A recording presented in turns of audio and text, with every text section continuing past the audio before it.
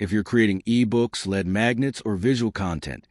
Two popular tools are Designrr and Typeset, but they take very different approaches to content design. So which one actually wins? Let's break it down. Designrr is all about speed and repurposing content. You can import blog posts, PDFs, videos, or even podcasts, and turn them into ebooks or lead magnets in minutes. It's built for marketers and creators who already have content and want to transform it into something polished quickly. It also supports multiple export formats like PDF, EPUB, and Kindle, making it great for publishing. The biggest advantage is efficiency. You don't start from scratch. The downside is customization.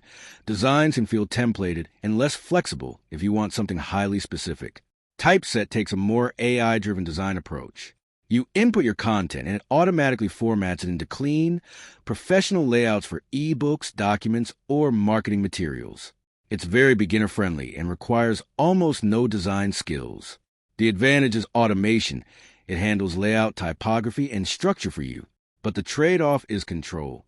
If you want to fine-tune layouts or customize designs deeply, it can feel limiting.